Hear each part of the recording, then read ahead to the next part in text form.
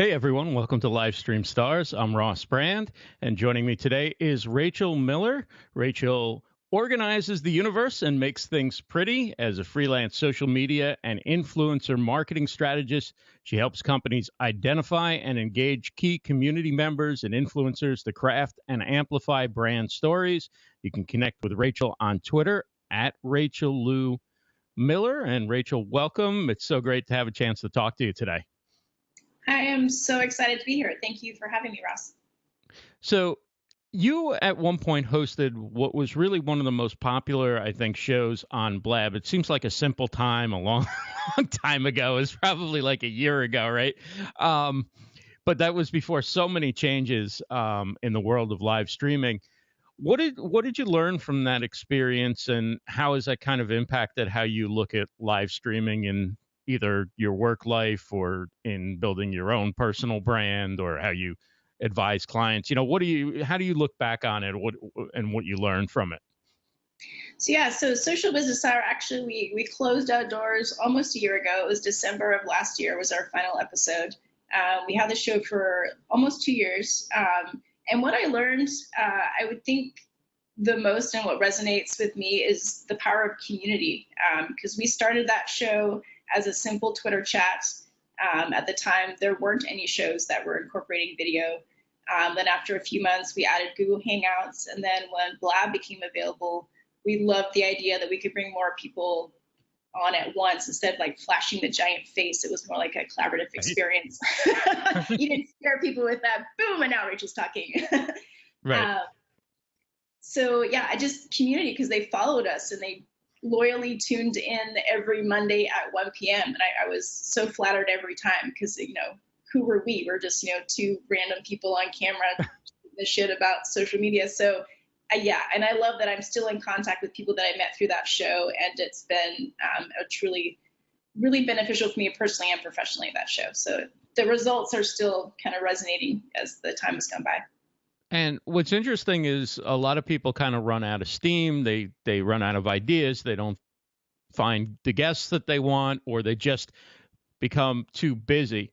You guys were succeeding at it. I mean, you guys were killing it on that show, and you had hundreds of people stopping in, and there was great discovery, obviously, on Blab. So when you have a popular show already, it just keeps growing and growing. Why did you guys decide to stop doing the show? I think Brian and I both reached a point in our careers where we really wanted to dive deep into kind of I wouldn't say our personal brand, but more like our personal success. So the show was great. It wasn't sponsored. We really just did it for the community education perspective.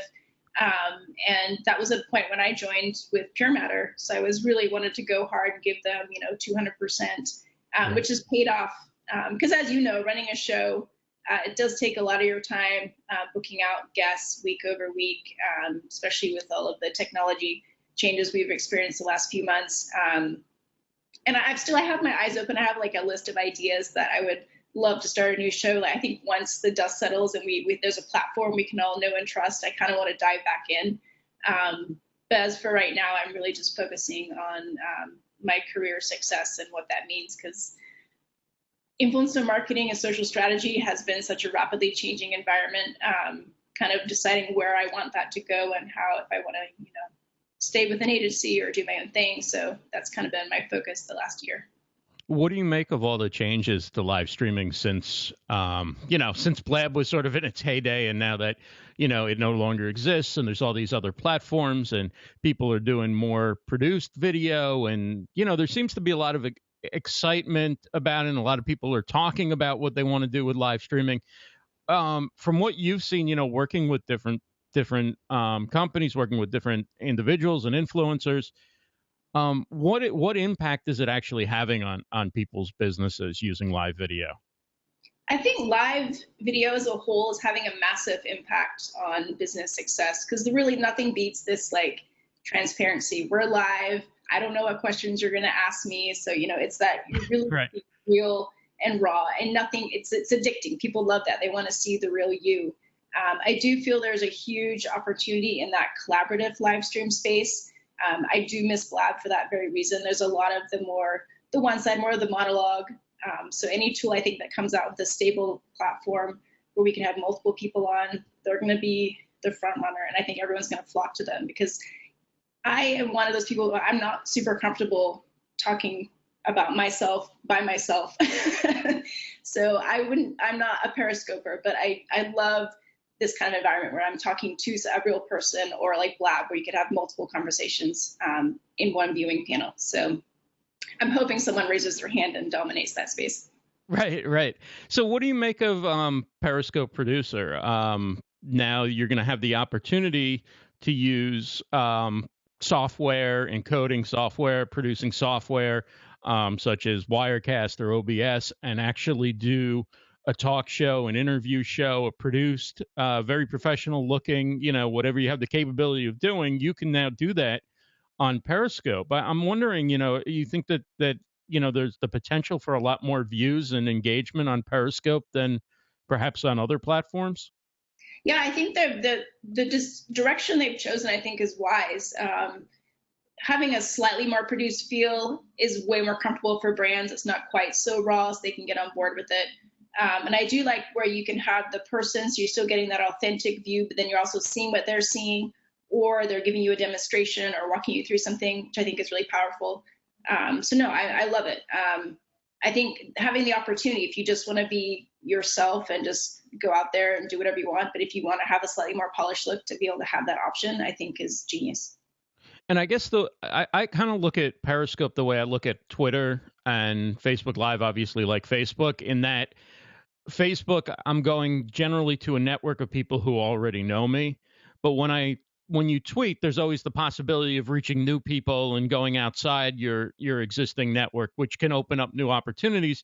And Periscope's kind of the same way in that, they push your stuff out locally if you tag it locally, and other people can find your streams and so forth. So I think it's an opportunity for people who want to grow their network or gain exposure on Periscope in a way that they might not be doing on Facebook, because you're more limited to like your friends of your friends and the people who have liked your page and that kind of thing. No, I completely agree. And I think that's why Twitter chats and Blabs saw such a rapid growth, because new people could find you super easy. It's much harder currently Facebook Live, because you're kind of an echo chamber. People who like you, Right, they already right. know and love you, and they may not tune in because they know and love you. They know you're going to be back next week. But if you're pushing it to Twitter or some of the more viral platforms, the ability to reach more people is exponential. Yeah. And so you can kind of, as people like to say now, you can grow your tribe or grow your community or what have you in a way that you can't maybe on Facebook. So talk a little bit about influencer marketing. I know it's an area that you're working in. It's another one of those terms. There's a lot of different marketing terms out there, and I think not everybody necessarily understands what is influencer marketing and how it works. So let's just start at the beginning. What is influencer marketing? So I guess people, whenever I try to explain influencer marketing, they always tell me, well, everybody influences somebody. And I'm like, I get that. I influence, my friends, my spouse, my kid, like whoever.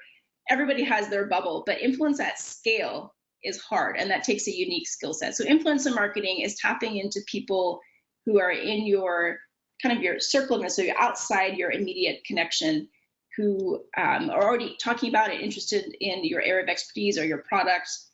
So partnering with them, co-creating content, that is influencer marketing. You're leveraging their network and their ability to influence at scale. Right, right. And then how do companies take advantage of influencer marketing in a more practical set? Like how exactly, when a company comes to you and talks to you, how can you help them? Like, what are a few simple steps that are good practices for a company to take? Well, the first step is knowing who their target audience is. So typically when I get a new client, I walk them through developing personas, because you'd be surprised, 9 out of 10 businesses are not completely aware of who their target audience is. It's usually they have who they want it to be, but it's not who they actually are. So we go through the exercises of determining, and meet in the middle, like who is your target audience? And then we do some research to determine who of their desired target audience is influential. So for some people, they want them to already be blogging. Others, it's an amplification place. Maybe they want them to have 50,000 followers on Twitter. So there are certain like metrics that we put in place to reach business goals, depending on what the goal of the campaign might be. But ideally, we identify somebody and we partner and we create something and drive traffic to a place.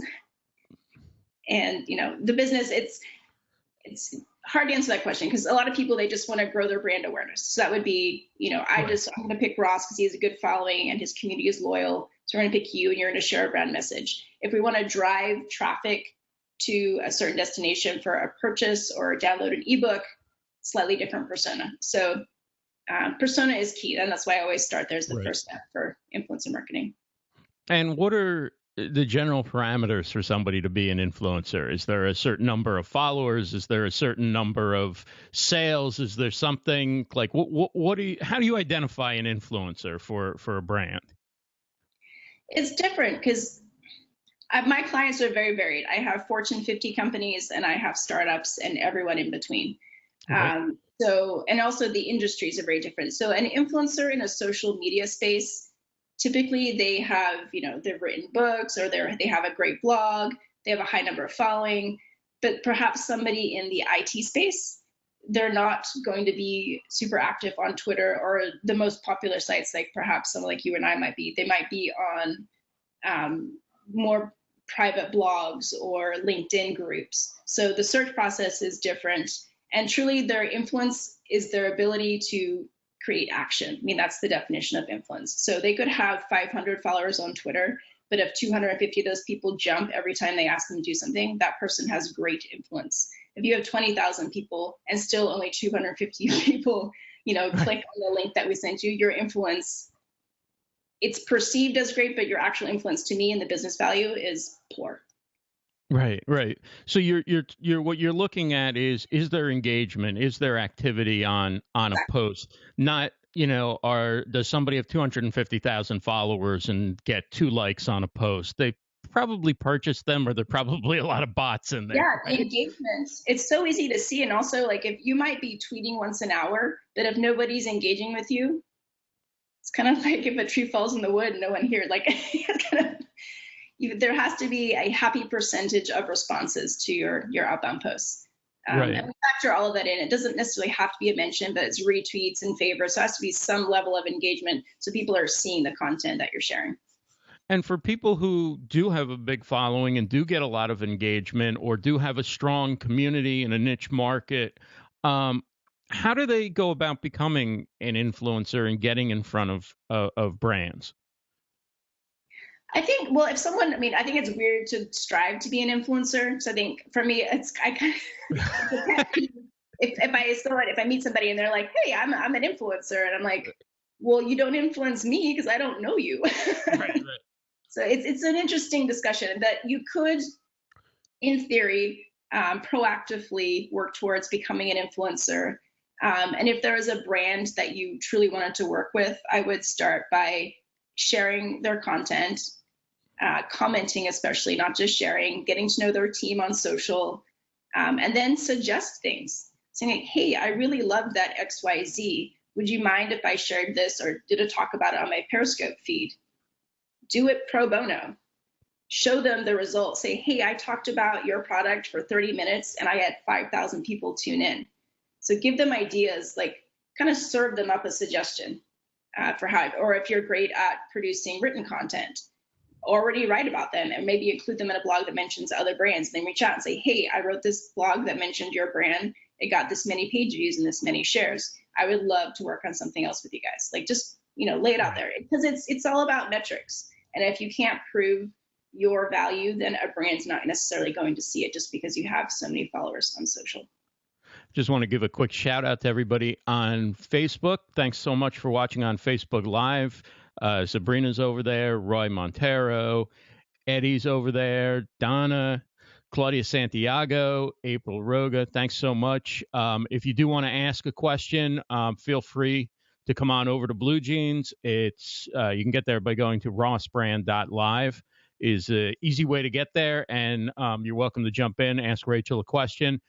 We are talking with Rachel Miller, social media strategist, social business strategist, influencer marketing expert. You're also very interested in marketing technology, which we'll get to in a minute. What are the kind of like what are the agreements that influencers make with brands? Are they compensated directly? Is it an exchange? Is it just wanting to sort of be on the in with a company that they like or a product that they like and get some new information or tips? What it seems like the Wild West in terms of what agreements people make with brands who are marketing on social media. Is there sort of a standard way that this happens? I'm not sure if there's a standard. I mean, there are definitely the paid and unpaid opportunities, but I kind of liken successful influencer marketing to successful employee advocacy because they're very similar. And you need to know what makes each individual person tick. Because if you have a great tool, and I'm a tool junkie, and if you are going to give me beta access and I get to test drive it through, 30 days before anybody else, that might be alluring enough for me to become a brand ambassador. For other people, they might be motivated by a financial gain. Other people, it might just be you sharing that I'm associated with you on social. So you really have to find out what is most compelling to each person, and then you focus on that.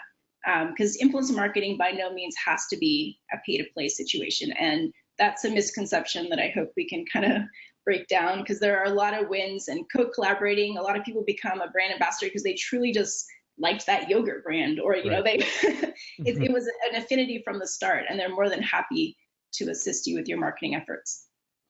And so that leads kind of to another area of brand ambassadors or people who could be considered influencers depending on their activity, and that's the employees of a company themselves, not necessarily the decision makers or the people making the product or selling it, but it could be any employee in the organization that's passionate about a product or involved in, knows the product sometimes better or as well as the people doing customer service and things like that. Do you work with companies on the HR people side to, really activate their talent to be ambassadors? Especially if it's a larger company, we always request that they look inward first to see if they have people who are happy to share on social, and especially right now with live video. I don't feel like employees need to be forced to be social and share their brand, but you'd be surprised at how many are more than willing and they're so proud to work there. And those stories are the best.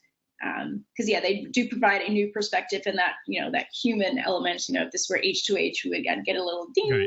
Right. But those human stories are, they're so compelling, more so than any outside influencer. So on your bio, you have a really cool tagline. You say you organize the world and make things pretty. What does that mean exactly? So I've always, even I think since I was a child, I'm very organized in my personal and professional life. Like I always made my bed as a kid. I'm a big list person. Like if you look at my fridge, there's like variety of lists one's for Target, one's for the grocery store.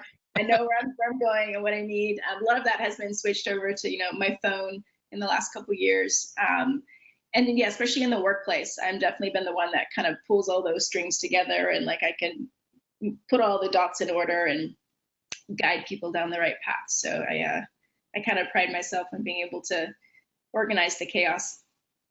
Right. We're getting great feedback from Facebook Live. A lot of people enjoying the interview and the insights that you're sharing. Here on Blue Jeans, we have Deanne, Sabrina, Cheval, Terry Johnson just joined us. Welcome, Terry, Duran. So it's something to get used to doing a show where you have multiple chats going on at the same time. So if I miss anybody or miss any comments, feel free to just come on over.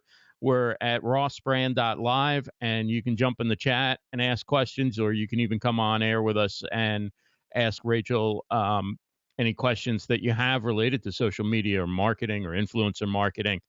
Talk a little bit about marketing tech. That's an interesting area. And what exactly is marketing tech, and how integrated is it, do you feel, into what most businesses, like big businesses, I'd say big more than small, but how much are they using the current marketing technology that's out there? I think marketing technology is a pretty broad term right now, because that can encompass anything from Twitter analytics, Right. which we all have access to something like a Sysomos or a Sprout Social. I mean, it's a very broad landscape. And I do feel that most businesses, if they're watching social, hopefully they're trying to monitor their success. And they are using it. I am a proud tool junkie. I'm always in like 10 different trials of something. Right. So I like to kind of keep my finger on the pulse of especially what's important to me. So social analytics is obviously a big one for me, and influencer marketing. So helping my clients track and monitor their success is important. It actually keeps me in business. So I gotta stay on top of that. What are some of the tools that you like using?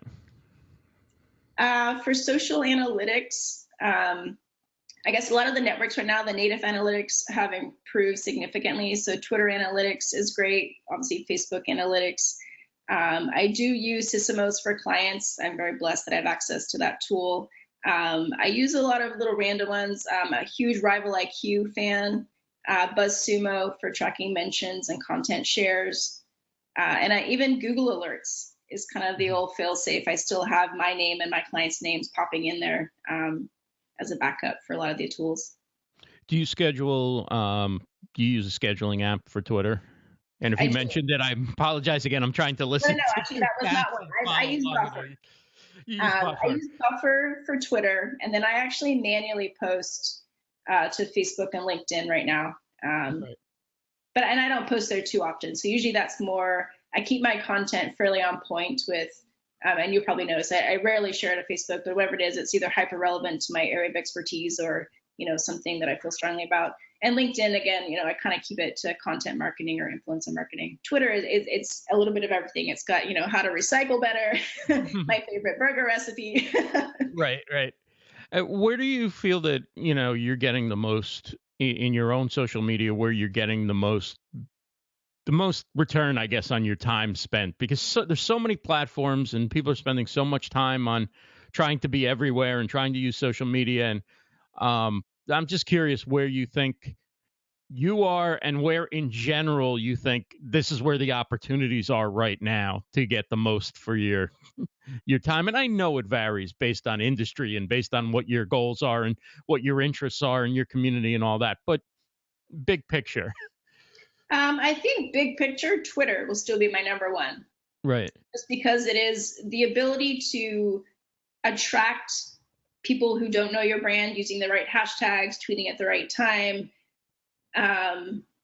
It's unparalleled just because the reach that you can potentially get if you put a little bit of thought into how you phrase your title. Obviously now with the picture not being part of your character limit, it's even a little bit more broader. But no, I think I'm not an advocate, I don't proponent, but hashtagging you can tap into. So for me, if there's an event going on, like if it's a content marketing related event and I have a great article about content marketing, I feel it's okay to share that in the stream.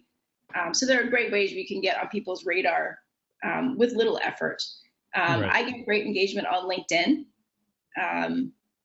For whatever, I get a lot of likes and comments when I share something there. But again, that's more B2B, not so much B2C. Right. But I know a lot of people that are getting great engagement on Instagram. So I think you really just need to picking a platform and going all in, I think is one of the most important things. You can't be everywhere. But if you dedicate the right amount of time and do your research and get to know how to optimize a network, I think you'll see success no matter what industry you're in. Right. And when you look at people in the live streaming world, I think Facebook, obviously, because of Facebook Live and also just because there's Facebook groups now for people who have interests like live streaming and things like that have totally taken over for what used to be kind of groups that you'd find on LinkedIn, maybe, which are more spam filled, I think, at this point, right? No, I actually, I used to not be that fond of Facebook groups, but they have had a major shift in the last year. I find way more value in Facebook groups now than I do in my LinkedIn groups, because you're right. One, LinkedIn groups are very, very spammy. Right. And I think the moderator, people take their Facebook groups very seriously, especially the ones that are invite only. They keep a close eye on what's being said and keep the conversation positive and educational. And I have a lot of respect for people that are running those kind of groups. And then, of course, Twitter's kind of a must no matter what you do, right? I mean, you got to have a presence on Twitter, and it's really, if nothing else, right? When you meet somebody, when you go to an event, when you publish something, whatever it is you do, right? People want to, that it's a quick way to stay on somebody's mind, right? To have an at sign. So it's worth investing some time on Twitter for most businesses, don't you think? For sure. And I think it's not just having a Twitter account and you tweeted 6 months ago. I think No, if you're no. going to have one, I mean, I personally would rather not find one than find one and see that it hasn't tweeted or it has the egg avatar. Right. No, no, no. Then it's like, oh, well, you kind of you went there, but then you didn't, do the other steps. So No, I'm saying like it's worth tweeting on a regular basis and keeping it active, even if you're not getting 1,000 click throughs and so forth, because it's still there, a place where somebody can go to learn about you. You have your bio and all. But you're right, it's worthless if people come and they see you haven't used it in 6 months. It's almost more like, well, why are you here if you're not going to use yeah, it? I mean, I think it's also so easy to find somebody. I mean, even just typing in the search bar, you can use a hashtag. Like I always Right. recommend people use hashtags related to what they do in their bio, but you can even use a long tail phrase. People will find you because I don't know if you know, like it brings up the accounts containing Hmm. those words, and then obviously the live tweets. Then there's the advanced search. You can get very granular with very little effort and find exactly who you're wanting to talk to. So So Twitter for sure. putting your hashtags in your bio gives you a chance to come up on the hashtag searches. Yes. So that's huge, and a lot of people aren't doing that, Yeah, which is I'd a say missed most. I mean, opportunity. yeah, 30% of people I think who are taking their Twitter seriously, I think, are putting Right. the hashtags in, or they put in a made up one, which is cute, but again, It it's doesn't do unlikely that anything I'm going because to look for nobody's going to use that. it, Yeah, right? I guess you kind of have to find with hashtags a middle of the road, right? Like if you put something that's so popular, you could disappear, but within a huge search, right? But if you put something that nobody's searching for, then you won't ever be found, right? You have to find yeah, something that's sort of exactly. specific to you, and not every single big company is tweeting about every 5 minutes, right? And then, I mean, I recommend updating it also. Like, don't have the same Twitter bio for 5 years. Right. My opener has been the same since the day I was on Twitter, but the other words change. I actually just changed it a few days ago, depending on what I'm working on, or if the social business term used to trend a lot for marketing. Now it's more of a green initiative. So it's like, it's probably me. Not that I'm not interested in that, but that's if somebody Right. asks me advice on that, I don't have anything. So I changed that to more social strategy, which is kind of a better representation of what I do. Right, right. Now, there's been like a lot of debate kind of on among live streamers and people with Facebook. Do you post your shows and what you're doing with live streaming on your personal profile, or should you only be posting it on your brand page or business page, or personal, I don't even want to call it personal page, but yeah, your page, right? Like you have your business page, even if you're not doing it as a business, you have a page about your show or about what you're doing with live streaming. Should all your live streaming related posts be there? Should you put them on your personal profile because you're going to get more engagement probably, unless you've had a page going for a long time? Where do you come down on, like, well, you're mixing business and pleasure, or it's an interest maybe not everybody who you're connected to is really interested in? Because I'll just raise my hand. I'm guilty. I use my personal. I'm connected to so many social media and live streamers, as who I friended, that uh, it doesn't make sense not to almost to put it there. But I know some people are like, there's got to be a division, and you've got to like business on a page and personal on personal. So Yeah, it's an interesting discussion because everyone uses Facebook differently. So I was definitely in the it's only for personal camp for a very long time, and it's maybe been about 18 months since I've opened it up to professional contacts. Before that, it was literally people that I'd met, friends from college, from high school, family, aunts and uncles. That was who, like, and even now my Facebook network is quite small compared to others. I think it's only a few hundred people. right. And I am still, I think, twice before posting if something personal related or professional related, sorry. However, if I had a show and I was trying to solicit views of my show, I would definitely, I mean, I wouldn't do it every day, but I would definitely do a promo, because chances are your friend from high school might be super interested in that topic, and then they might reshare. You never know who's going to reshare and engage and tune in. So I don't think it's who you are. I don't think the world right now, like, we're not like, this is work and this is personal. It's just our lives. So Right. and if you're comfortable, it's your page, you choose. And if someone is annoyed, then they can, hide notifications. Right. There's so many ways to hone your feed right now. So the ownership is more on them than you, because you're doing your thing. If they don't want to see it, you can guide them on how they cannot see posts like that anymore. That's what I would do. Right. And I mean, it came up because usually I typically share, like, I do an update every weekday, right? And I share that to my Facebook page, and then from there I share it over to my personal and into some relevant groups and stuff, right? And one day I posted it, and then I waited a few hours to share, and I'm like, wow, that has a reach of 4 people, really? Because if I share it right away, it could already have like 50, 100 views after a few hours, or at least it'll have some reach, right? And when I forgot to share it to my personal, I come back and it's like it's reached 4 people. Well, I know it's not live video, but even so, I was thinking I was getting a better return than on video to a page than that, but I don't think I am. So I don't feel like I have any choice but to share it. I still put it first on the page, right? I still want to build up the page, and Right. still want to say, okay, this is something I'm taking more seriously than just a hobby, maybe, but I still feel I have to share it over to my personal, or I'm not going to get the interaction. And that includes people who are in the social media live streaming marketing realm. They're still finding it on my page, on my personal profile, not on my page, usually when I post something. No, and I think that makes sense. And the issue that you're seeing is common with brands. Like the brands, that's why employee advocacy exists, Right. because an employee sharing it to their personal page is going to generate way more engagement than a brand just sharing it to their brand page. I mean, obviously there are exceptions, but on average, and especially in like small business, personal, like a human, a face, people are like, oh yeah, I'm going to tune in. Like I'm going to reshare that because that looks interesting. But if it's just a brand, you're like, well, especially if it's recorded. Right. There's So no sense of urgency.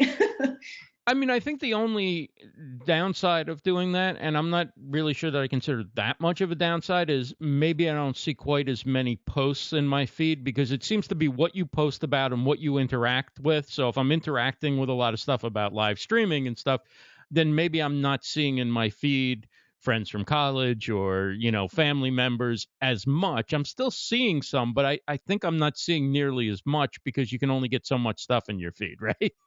Yeah, no, I'm seeing that the most for me personally is on Instagram. I feel like I see the same 5 people every time no matter what. And also, and I get annoyed when I look at the time they posted and it was like 8 hours ago. And then, you scroll down a little bit more and it's like something from 20 minutes ago. Like I still want to see everything in chronological order. Like I don't like that most popular or because you liked it last view. Because it could just be something like I liked it, but I don't want to see it again. Like, Right. Yeah, like I tend to be very generous with likes. If I see something that looks nice, I'm gonna like it, right? yeah. And And now I what's up feel this like stuff? It's just like, oh, that's right cool. now I feel like maybe I have to be more careful, because if I like something like if I like somebody's content too often and it's not related to what I really want to see, does that mean that person's going to eventually get pushed to the front of the line? And if they're posting on Instagram 4 times a day, those are always going to be the first 4 posts I see. I know. I wish Instagram had like another option, kind of like, Facebook Right. now we have the like and we have the love and the laugh and all the. I wish Instagram had that too, because sometimes I don't want to give it a heart, but I do want to let them know like that's cool. I don't love it, I don't heart it, but I like it. Right. I mean, I feel like I'm noticing that some of my engagement, some of my, likes and stuff like that have dropped off on Instagram recently.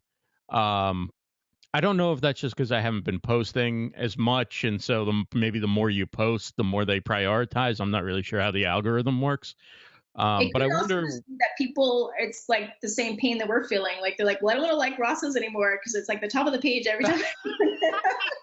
Okay, it's Monday, another show. We get it. Exactly. It's Sunday. Post Four more more. pictures of hot dogs. Like, Right. Yeah, so I guess you got to mix up what you post too on Instagram now. I liked it better when they forced everybody who followed you to see everything you posted in chronological order, yeah, yeah. whether they liked it or not. Or I wish I could like create a list, like people that I do want to see all the time and not have it like, because I feel like I get that it's like an algorithm that we can tweak, but we don't have as much control over it as I would like. Um, so we'll see how things go. But I mean, everything changes every 90 days. So we'll see what they come out with next. Right, right. We're talking with Rachel Miller. If you're watching on Facebook, thank you so much for joining us. We are using the Blue Jeans Network. If you'd like to ask Rachel a question, participate in the chat, join us on air, you can come on over. It's rossbrand.live, and that'll take you to the Blue Jeans Network, and you can join us.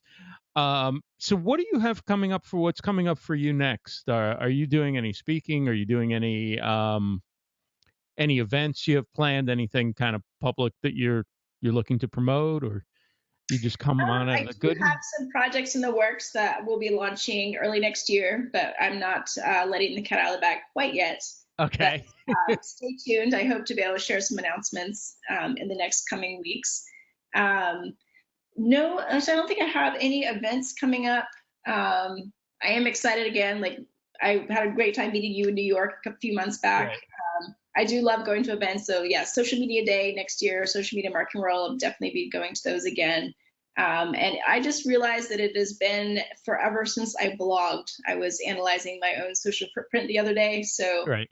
that's been put back into my top 3 things to work on for through the end of the year to get my content engine. It's kind of like going to the gym. Like once you stop, it just seems like such a chore Right. to write a blog post. So I was pumping them out for a while. And I'm like, I need to get that engine back going. Yeah, I got the same thing going on with blogging. Like I do a blog post for every show that I do, and I had done it religiously. Like Monday night the show's over, that night I'm uploading the video to YouTube, I'm doing the blog post, I'm embedding the video. It's all everything that I need to do for it is done. And then one week, Fire Talk lost my show, and I didn't do it. And ever since then, it's like, okay, now I've got 3 weeks of show, 4 weeks of show, 5 weeks. So I got a little bit of blogging to do myself. It's funny how like one interruption to your workflow. Well, I went that week without blogging, and the world went on. Yeah, It's sort of like eating healthy or not eating healthy, right? Like once you open the bag of chips, you're not just having one, right? Yeah, show notes are hard. I give kudos to anybody who does that regularly. Although I was just a hack was shared with me that if you play back your video to Google Talk and you have it create the doc, it's allows you to then go back in and edit without having to like listen and then transcribe manually. So that might I haven't tried it yet, but a good friend told me that's how they do it. This is genius. So you play your video. Yeah, like you were like, how you can dictate into like, the Google, I don't know if it's Google Talk or what the tool is. It's Google something. One of their docs, right? Like one of their, like their Word version. Or... Exactly. So it thinks you're talking because you are, but then it also picks up the audio from the other person. And that's like just you're running transcript, and then you can just go back in and do a quick edit. So then you have like, you can say full transcript, and then at the top, maybe like highlights or however you want to break it down. But and then you just take it right out of there. Like, and that's where you get your quotes, you get everything, right? Yeah, verbatim. So I haven't tried it, but I was like, man, that's genius. Why didn't I think of that? Wow. That is great. Yeah. That's great. So stay tuned. I should try that soon. So if it doesn't work, I'll let you know. So in the time we have left, one of the questions I wanted to ask you, since you do organize the universe, what kind of advice can you give people in terms of perhaps some digital tools that are out there that can help people stay organized, either with their social media or with their work projects, or just managing everyday life in, this busy world we live in? So the first one, I know we touched on it earlier. So if you're not using a social scheduler such as Buffer, that should be what you go sign up for right now. There's no excuse for not having your posts scheduled. I like when people say that they prefer to do it manually, but you really want to free up your time for engaging in real time, not posting in real time. Right. It pains me to think that people are reading and then, 4 articles and they share it. And I love that you create your thoughtful little posts, but we all have 24 hours in a day, and Buffer is amazing. For me, I use kind of Sunday evenings. I go through, look at my RSS feeds that go into Buffer, and that's where I read the majority of my content for the week. Bucketing time, I guess that would be another tip. I block off time for everything. So I'm well aware that after that second hour hits, that my capacity to be brilliant has dropped to like a 10% probability. Right. So I usually schedule things in like an hour and a half allotment, and then I take a break. I do something else. I'll check my Twitter, and then I jump back in, or I'll move on to the next task and revisit it the next day. And keeping on top of your mentions. So whether there's a mention app, or you can use another app called Sales Prodigy, BuzzSumo, if it's in your budget. Keeping tabs on when people are mentioning you in all its misspellings, whether it's your Twitter handle, full name, your nickname, is important. You want to be able to jump in. It's part of brand management. If you're going to be on social, you need to be aware of what's being said. So that would be my next tip. And how when you schedule tweets, do you use Buffer where you can set up like your first tweet will go out at this time, your second tweet at that time, or do you manually schedule your tweets for each day in terms of the time that it go? I use their optimizer tool, but I do check it every 30, 45 days, and I update it. Because I do like that it knows, in theory, when my network is most active. If I see a huge hole, like if I tweet at 6 a.m. but I don't tweet again until 5 p.m., I'm like, wait up, that's not right, Buffer. And I'll go in and I'll fill it in, or I'll ask it to do it again. But typically it's pretty spot on. And I actually have a heavier schedule on the weekend. So I've noticed that a lot of my, we all have jobs. Right. We're busy during the week. I found that a lot of my community members are most active in the evening and on weekends. So that's where I post heavier in the evening, and then Saturday and Sunday. Even though the traditional wisdom was between 11 a.m. and 2 p.m. or something on weekdays, right? That was like, and I know for all those me, infographics used to tell you. Yeah, I know for me, that's when I'm like, that's when heads down. That's when I'm working hard. So I don't often check my social feeds then, unless I see a mention and it's something that's time sensitive to jump in and join the conversation. But no, for me, I'm most active too in the evenings. And do you have like a certain number of tweets that you schedule each day, or? Right now, I think I just changed. It's 8 during the week and 12 on Saturday and Sunday. And then everything else you do is engagement, or the rare time where you might just see something and go, that's timely, or, exactly. That hashtag's trending right now and that's my area of interest. Maybe I should get in on that and share some stuff, or. Yeah. So you'll find sometimes in the evening, I'll shoot out like 3 posts, like within like 30 minutes. That's because I just read them. And I was like, usually I'll share, but then I'll also buffer. So they'll go out later in the week. But if I'm excited, or if I want to tag somebody in it, I'll usually just send it out right away. And is there a number of times for the same tweet, or, when I say the same tweet, I could mean a variation of it, right? But the same blog post or the same article or whatever, like how many times will you share that in a day or in a week? Like how much is too much and how much is not enough, do you think? So if it's an article that I've written or mentioned, I'll share it twice in a day for usually 2 weeks. And then I'll put it on like a recurring, like once a month for maybe 6 months. The Buffer content library is awesome. And I'm also really diligent about checking my Buffer analytics. And I go through and see what was most retweeted and most clicked through. And I will rebuffer those posts, and then I'll go back and see what those articles were about. If it's something that's just super trendy, I'm like, that probably wasn't great. But if it was actually something that was like just a really well-written article that resonated with the community, then I'll go in and I'll rebuffer it for a few more times. That's one of my favorite time saver, by the way. That's one of my favorite features of Buffer, and I look at that. Okay, that got a lot of activity. Let me just slide that over to one of my other accounts, and we'll give it a go there. Looking at what didn't work, like look at all the posts that didn't get any clicks, and you're like, what was wrong with that one? Because maybe you read it and it was an amazing article, but you used the wrong hashtags, or you forgot to put any hashtags. So I kind of go back through there as well, and just double check my work, because I like to think that everything should at least get one view. Right. Yeah. And this stage of the game, it's very offensive if nothing gets clicked. Yeah, and it's frustrating too when you write an article and you see like you get like 10 retweets and nobody actually clicked through to read it. Right? But then you're like, nobody's at, oh, because that's my favorite content metric is page views and also time on page. Because that's nothing is more insulting when you're looking like, yeah, we had 500 shares. And then you're like, oh, but only like 50 people actually read it. That's awesome. Right. Yeah, because people saying nobody. Yeah, because people are sharing it because they like you or they think you're a credible source or, here's something I can share that other people might be interested in. But boy, it's kind of busy to like stop and read every interesting looking article on Twitter. It is. And yeah, again, it's kind of like a retweet these days. It's kind of like that like on Facebook. It's more of like a fist bump than anything. But you would hope that people click. Yeah. Because ultimately, that's the idea, right? It's to drive traffic somewhere. It's not just to have somebody give you a fist bump, right? Exactly, yeah. You want to drive that traffic. If you're not driving it to your website, then you're really not converting on anything. Yeah. So, listen, it's been so much fun chatting with you. It's been a long time coming since we started talking about doing this, and I'm so glad you came on and shared all your insights about everything from live streaming to social media to marketing to influencer marketing to marketing technology.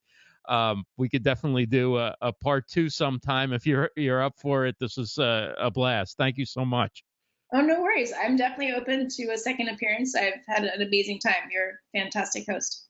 Oh, thank you so much. And you can find Rachel at Rachel Lou, Lou Miller on Twitter and Discovering Rachel on Instagram. And any other accounts? I think I got lucky. I think I'm even Rachel Miller on LinkedIn, which is remarkable considering the name is somewhat common. But I'm Rachel. Oh, that's Miller. Cool. So yeah. You are the Rachel Miller. And I keep my avatar the same. So if you see that black and white photo, that's me. Right. All right. Thank you so much. We'll be back next week with another episode of Livestream Stars. My guest is Vicky Taylor from the UK. It'll be late for her, but she's going to stay up and join us, talk about Summit Live and everything going on over there. The UK is going to have a Summit Live event. So we'll talk to Vicky about that. Look forward to hearing about that. And have a great evening, everybody. Take care.